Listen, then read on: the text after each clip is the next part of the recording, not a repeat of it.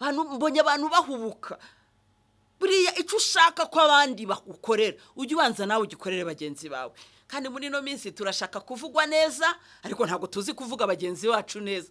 Turashaka gutakwa ariko twebwe ntago tuzi gutaka Imana yacu. Ku Imana yacu nituyitaka tuzayikorera ibituma izina ryayo rishyirwa hejuru. Imana y'amahoro itugirire neza. Urukundo ntago rutekereza ikibi ku bantu. Akozi b'Imana dukunda kubaha abantu bakize ariko abakene tukabatesha agaciro. Ariko ntago bikwiye. Wubaha Imana. Niba ntubashe umuntu Imana yaremye mu ishusho yayo, nzavuga ne ko nubaha Imana. Kuba warize amashuri menshi ntago ari byo bigukandagiza umuntu utarize utarageze mu ishuri. Kuko ntago wambwira ngo ukunda Imana udakunda umuntu yaremwe mu ishusho yayo. Kuba waraminuje ni byiza, iguminuze. Nibyo nifuriza abantu bose, ariko ubaha n'umuntu uwo ari we wese n'utarize umwubahe. Rega kuba warize ntago ari byo bivuga kuza ubwenge. Urukundo ubundi ni iki? Gukunda, twirwa tuvuga rukundo, gukunda. Umugaragu w'Imana Paulo mwibaruwa ya mbere yandikiye abakorinto yagerageje kudefinisa cyangwa kuvuga igisobanuro cy'urukundo. Aravuga mu bice 4 abakorinto, urwandiko rwa mbere rw'abakorinto ibice 4 umurongo wa 10 ibice 13 umurongo wa 4 haranditse ngo urukundo rungana no kwihangana. Muri uyu muntu ukunda uramwihanganira. Tubanze turebe dukunda Imana koko.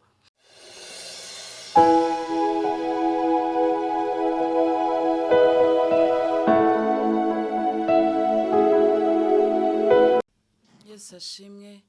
Imana y'amahoro duhana umugisha. Musaza wanjye arakoze kudusengera. Reka twihuze twinjire mu ijambo ry'Imana. Tubona mu gitabo cy'umubwiriza ibice 12 umurongo turahera ku wa 9 turangize icyo gice. No kuvuga ngo nuguhera ku murongo wa 9 kugera ku murongo wa 14. Ni igitabo cy'umubwiriza ni ibice 12 turahera ku murongo wa 9 tugere ku murongo wa 14.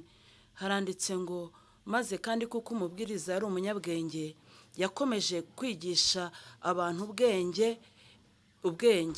Nukuri yaratekereje agenzura ibintu aringaniza imigani myinshi.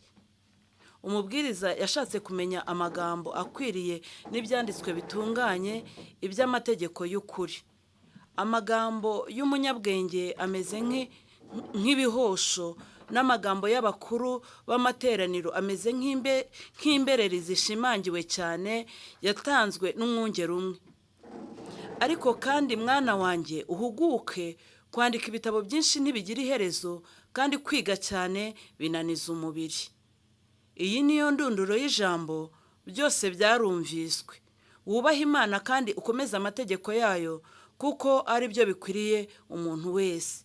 Kuko Imana izazana umurimo wose mu manza n'igihishwe cyose ari cyiza cyangwa ari kibi. Imana y'amahoro tugirire neza.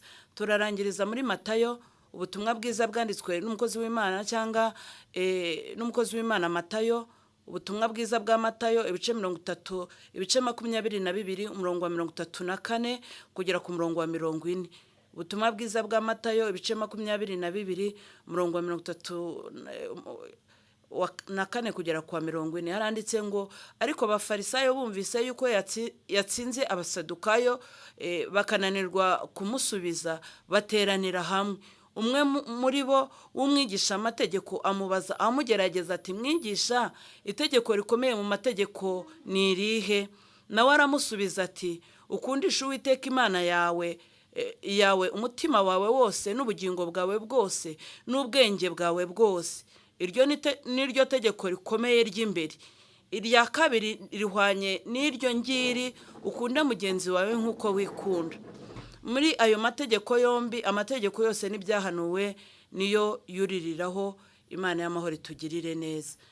Nkuzaniye umutwe w'ijambo rivuga ngo cyangwa ari kubaza ngo ese nkunda Imana nkanayubaha koko? Umutwe w'ijambo nkuzaniye ndimo ndakubaza ngo ese koko nkunda Imana nkanayubaha? Imana y'amahoro itugirire neza. Dusomye amagambo mu mubwiriza. Tubanze turebe ngo igitabo cy'umubwiriza cyanditswe nande? Cyanditswe n'umukozi w'Imana Salomo. Salomo yari muntu ki? tubona ko Salomo yari umugaragu w'Imana cyangwa yari umuhungu w'umwami Dawidi. Dawidi yari yarahawe isezerano ko ku ngoma ye atazigera abura, ku ngoma zose zizaba atazigera aburamo umwana we. N'uyu munsi turi ku ngoma iye kuko Yesu Kristo no mu gisekuruza cya Dawidi. Imana y'amahoro itugirire neza. Hanyuma mugaragu w'Imana Salomo ntago turi buvuga uburyo yagiye ku buyobozi kugira ngo ayobore igihugu nkuko Bibiliya ibitubwira cyangwa nkuko mu gitabo cya Samuel wa mbere kibitubwira. Ahubwo reka turebe mbere yuko ajya kuyobozi habaye iki. Murabizi ko mbere yuko ajya ku buyobozi habaye intambara zimurwanya. Imana buriya iyo yavuganye nawe yishakira inzira. Imana y'amahoro itugirire neza.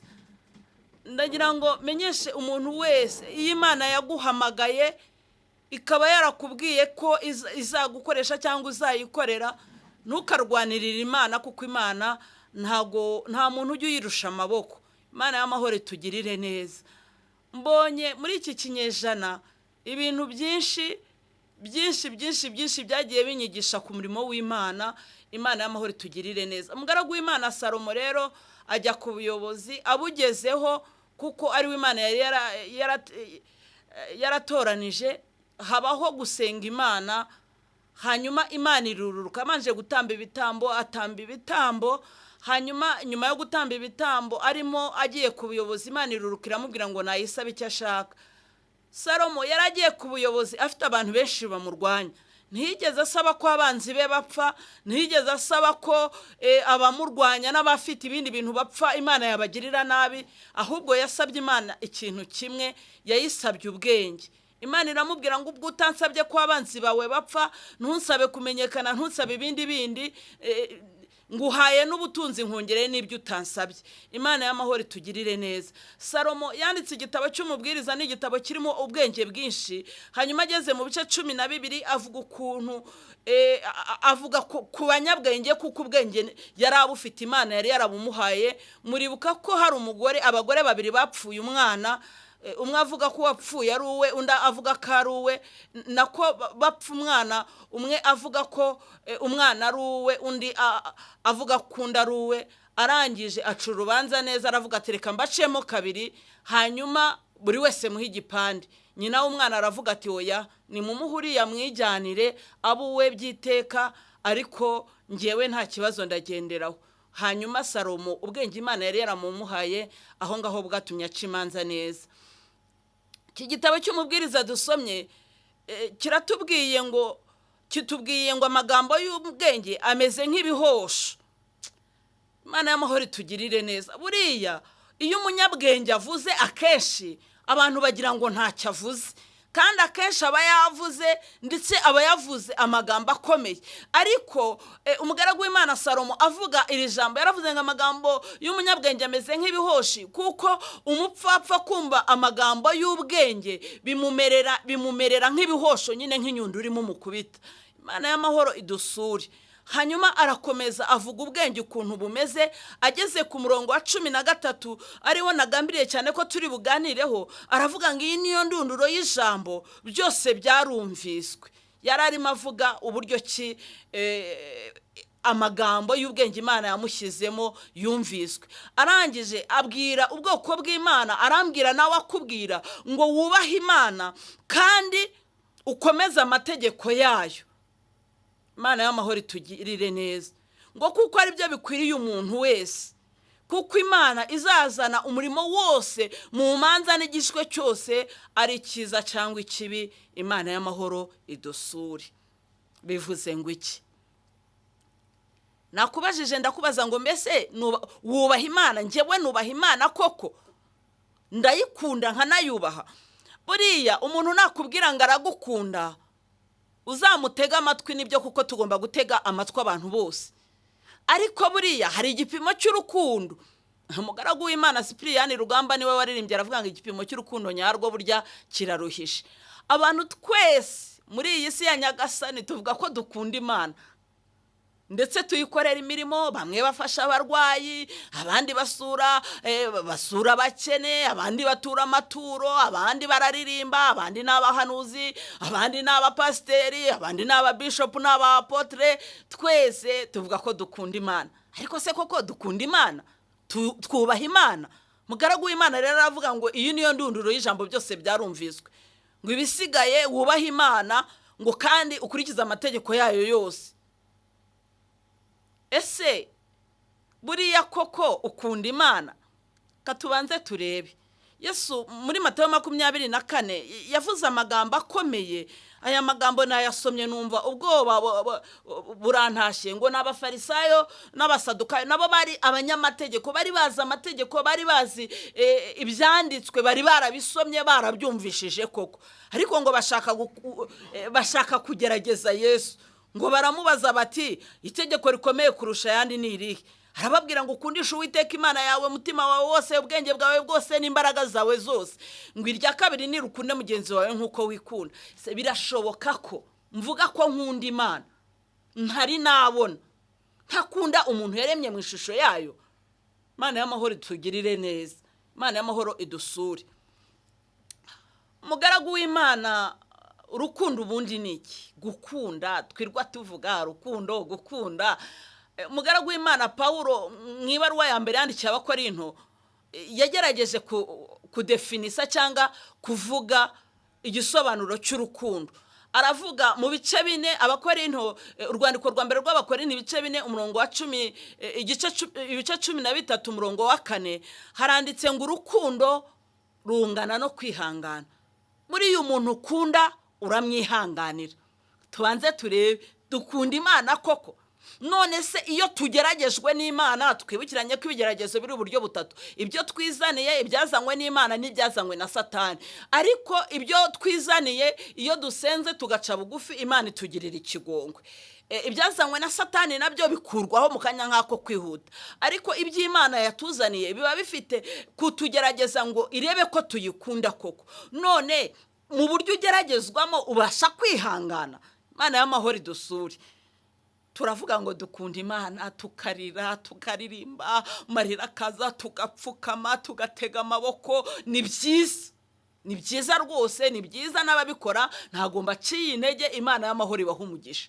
Ariko se koko iyi Mana tuvuga ko dukunda turayikunda? Niba se tuyikunda, twihanganira ibigeragezi tunyuzamo? Mugaragu w'Imana wanditse igitabo cy'Abaheburayo yaranditse aravuga ngo nitugaragaza uburyo dukunda Imana aruko twihanganiye ibigeragezo irimo tunyuzamo. Urukundo rurihangana. Wihanganira umukunzi wawe gute? Iyo akugerageje ugaragaza ko umukunda. Imana y'amahoro itugirire neza. Ikindi umugaragu w'Imana yaravuze, aravuga Paulo aravuga ngo urukundo ntago rugira ishyari. Iyo ukunda Imana ntago ugira ishyari, ntugirira ishyari abantu Imana yagiriye neza. Ese koko nkunda Imana nkayubaha? Iyi minsi tugezemo ni iminsi iteye ubwoba, ni iminsi uruhisha umugenzi uwo ari we wese. Urukundo ntirwirarira. Iyo Imana yagukoresheje imirimo n'ibitangaza, uvuga ko ariyo yabikoze, cyangwa uravuga ngo nazuye ikimuga, nahagurukije. Imana y'amahoro itugirire neza. Urukundo ntirwirarira, urukundo ntirwihimbaza. Ngewe ntari teraniro ntago ryabaho, ntahari ntago nabasha kuyobora ngo bikunde. Urukundo ntirwihimbaza nshuti. Imana y'amahoro itugirire neza. Hanyuma arakomeza avuga ukuntu urukundo rudakora ibiteye isoni. Tuvuga ko dukunda Imana nibyo, tuvuga ko twubaha Imana nibyo, ariko bizagaragarira mu biteye isoni, mu bintu dukora. Ese mu bintu dukora harimo ibidateye isoni? Ntago twahangara gukora ibiteye isoni. Iyo ukunda Imana cyangwa iyo ukunda mugenzi wawe, ntago wakora ibintu bituma agira isoni zo kuvuga ko uri inshuti ye. Bakamubaza, ese uriya muntu mwari muri kumwe n'indi? Akavuga ngo ntago muzi, duhuriye mu muhanda kuko yambaye nabi, yakoze ibiteye isoni. Ariko iyo umukunda by'ukuri, nawe ugerageza gukora ibitatuma agira isoni zo kwitwa inshuti yawe. None ko ukunda Imana. Ikindi tuvuga ko dukunda Imana ariko imirimo dukora ikabihakana. None se tuzavuga dute ko dukunda Imana tutarabona tudakunda bagenzi bacu tubakundiye mu Mana yabaremye? Imana y'amahoro itugirire neza. Harangiza aravuga ngo urukundo ntirukora ntirukora ibyarwo. Ntago urukundo ruri egoyiste cyangwa rugira egoisme. Imana y'amahoro itugirire neza. Ariko mbonye muri iki kinyejana abarokore abakozi b'Imana bakora Imana ariko bashaka ngo bakunde bagaragare nje. Imana y'amahoro igusure nanjye insure. Urukundo ntago rukora ibiteye isoni. Ikindi urukundo ntago rushaka ibyarwo.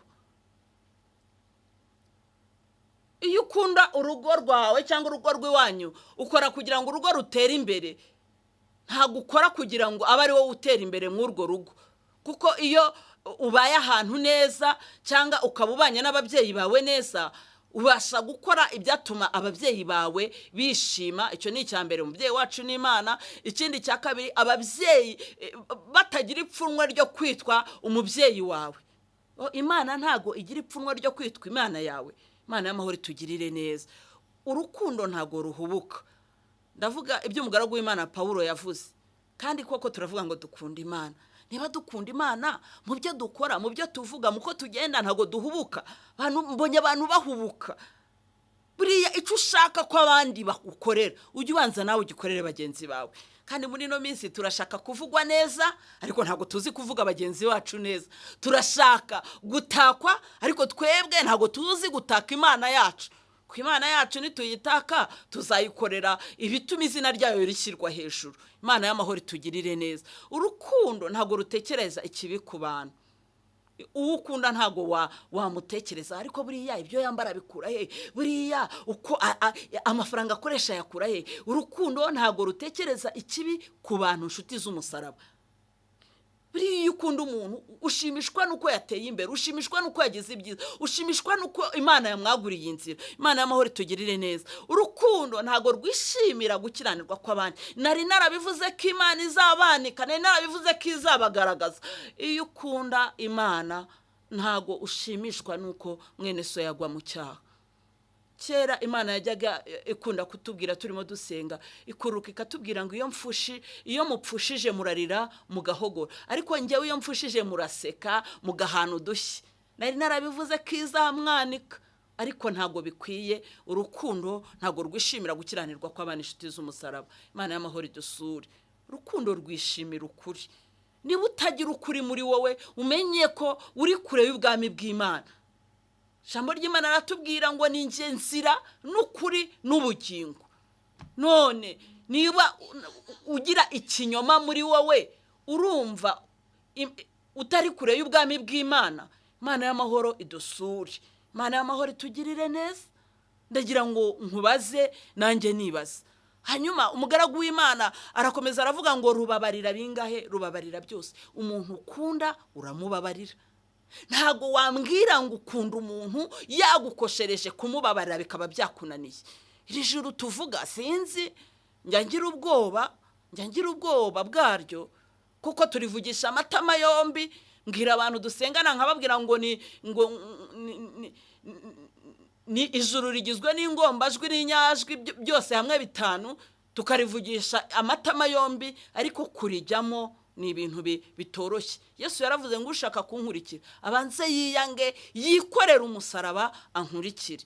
Imana y'amahoro idusure. Urukundo rurizera. Wizera ko uwo mwavuganye ibyo mwavuganye ari ukuri, kandi rwiringira byose kandi rukihanganira byose. Ukunda uramubabarira. Se nkunda Imana koko? Umugaragu w'Imana Salomo arangiza aravuga ngo iyi niyo ndunduro y'ijambo byose byarumviswe. Hari umunsi se badusomera ijambo ry'Imana turaryumva kuri radio, turaryumva mu ndirimbo, buriya mu ndirimbo z'abakozi b'Imana za gospel haba harimo ubutumwa bwiza, turaryumva mu nsengero iwacu, ariko ko ari iyo ndunduro y'ijambo byose byumvishijwe. Umugaragu w'Imana akavuga ngo wubahe Imana. Wubaha Imana uti? Kubaha Imana ntago ari kubivugisha umunwa, nuko bigaragaza mu bikorwa. kandi ntago wambwira ngo wubaha Imana utarabona utarubaha abantu yaremye mu ishusho yayo. N'umwana mutoya, umukozi w'Imana usenga Imana wuzuye umwuka wera w'Imana ushaka kujya mu ijuru ategetswe kubaha n'umwana mutoya. Umuntu wari we wese, ukomeye n'uworoheje, mukire n'umukene. Bakozi b'Imana dukunda kubaha abantu bakize, ariko abakene tukabatesha agaciro, ariko ntago bikwiye. Wubaha Imana. Niba ntubashe umuntu Imana yaremye mu ishusho yayo, nzavuga ne ko nubaha Imana. Imana y'amahoro tugirire neza, kandi ngukomeza amategeko yayo yose. Ntago ari ugukora amwe andi ngo uyareke, ni ugukomeza amategeko yayo yose.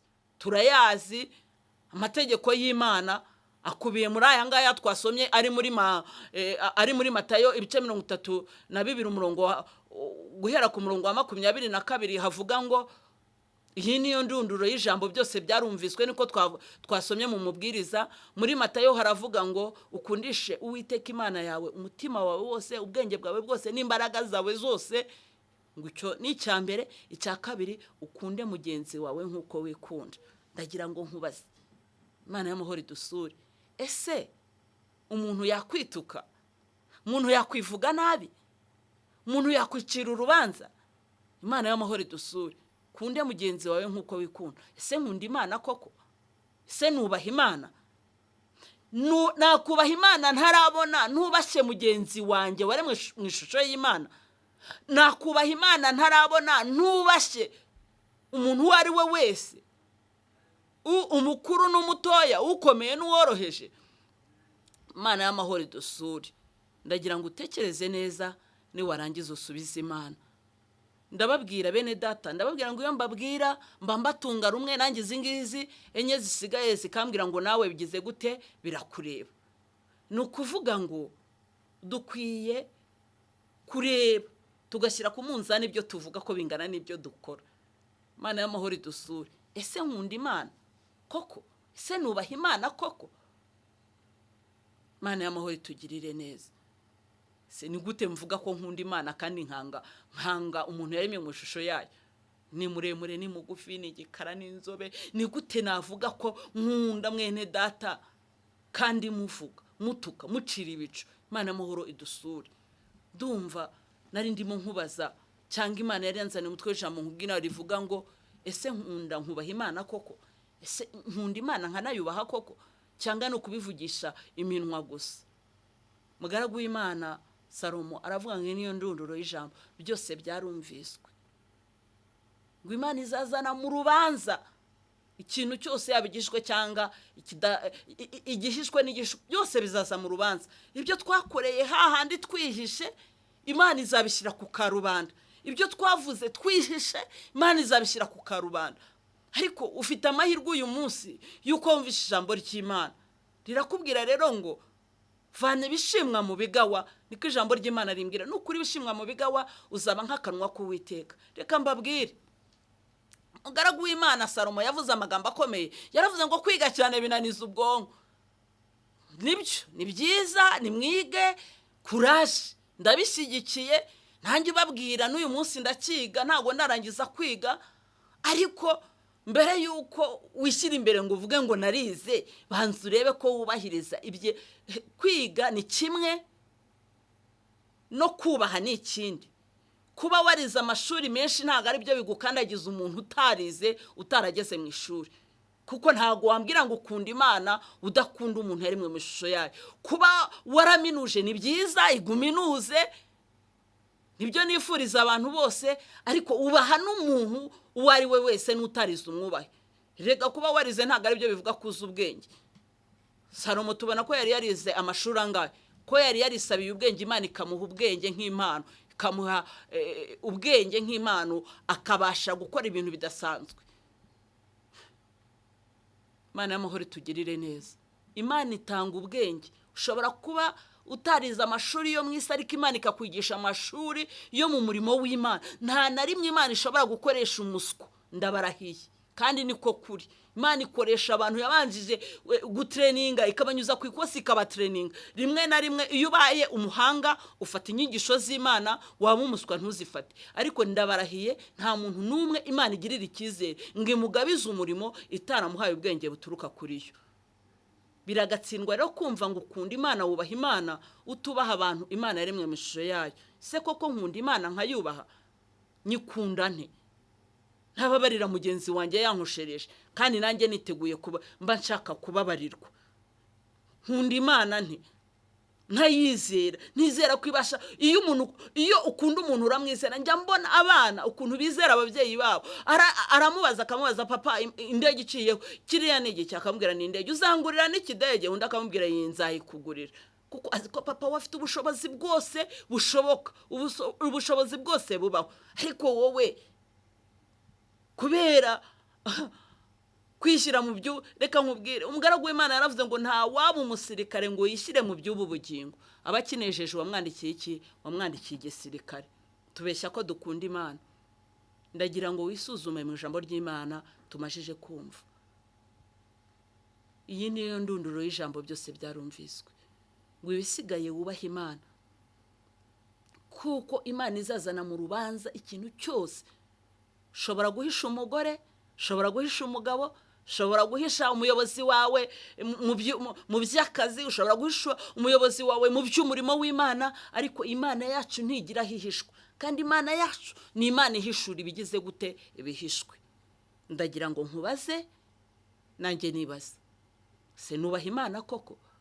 Kibazo suko ndi bishop, kibazo suko ndi apotre, kibazo suko ndi umuvugabutumwa, kibazo suko ndi umuririmbyi, ikibazo nubaha Imana koko?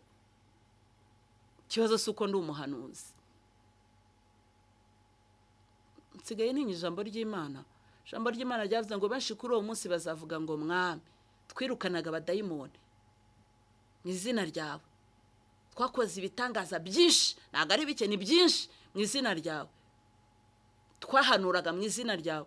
Nibwo nzaberura mbabwire ngo mumve imbere mwankozi z'ibi bimwe, kuko sinigeze kubamenya.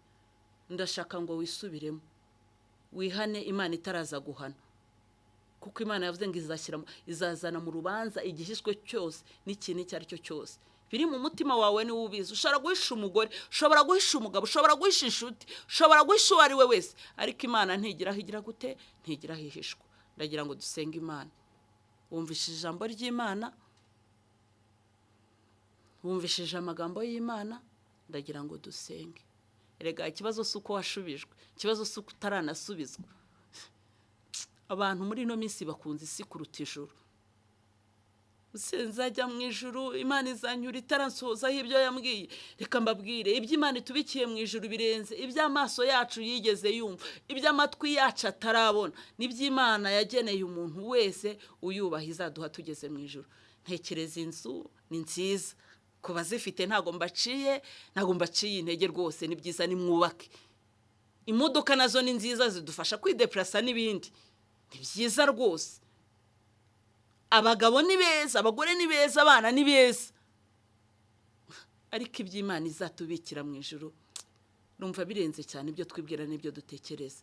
Mugaragu w'Imana yaranditse aravuga ngo mbonye yuko imibabaro y'iki gihe idakwiriye kugereranywa n'ubwiza tuzahishurirwa.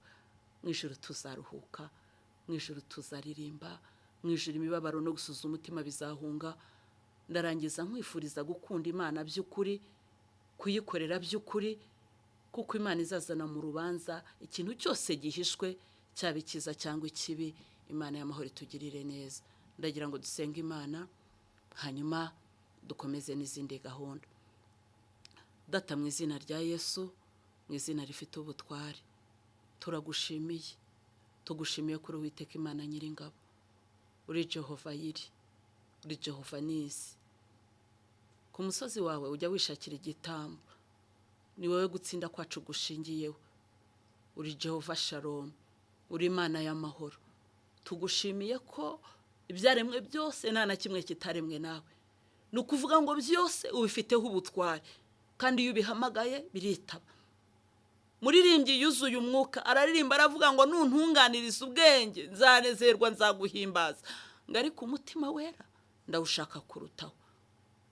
Cyama ngo uduhe kubara iminsi yacu buryo butuma dutunga imitima y'ubwenge. Uduhe kugukunda kurutaho, uduhe kugukorera kurutaho, kuko tumajije kumva ko uzasana mu rubanza imirimo yose n'igishwe cyari cyo cyose. Uduhe kuba abakozi bawe by'ukuri, turinde kwishushanya n'iyi minsi, ahubwo duhe guhinduka rwose. Urakoze, tugushimiye kuri Imana yacu, tugushimiye kuri umwami mwiza w'amahoro, tugushimiye kugira neza. Dusengeye abaguye ngo babyutse, dusengeye abacitse intege ngo bongerere imbaraga, dusengeye abari babivuyemo kugira ngo bibutse urukundo, dusengeye mu izina rya Yesu Kristo rifite ubutware abafite intambara n'ibigeragezo ngo barwanirire. Sobanura ibidasobanutse, uhishura ibihishwe, kandi niwarangiza urengera itorero ryawe ku isi hose, uribere maso ku rugamba, uryambika imbaraga, wongere wuzuze umwuka wawe wera ubwoko bwawe, kandi ukomeze kutubera maso, kuko twebwe tubaye maso twasinzira. Urakoze, tugushimiye ijambo ryawe ryiza, twuzuze urukundo iminsi yose, twuzuze imbabazi iminsi yose, kandi twuzuze impano zawe zose, kugira ngo umurimo wawe kugira inkomyi. Urakoze, ubutware n'icyubahiro no gupfukamirwa n'ibikugarukire. Tugushimiye kuri Imana yumva kandi ikora, tubyambarije Imana mu izina ry'umukunzi wacu Yesu Kristo. Amen.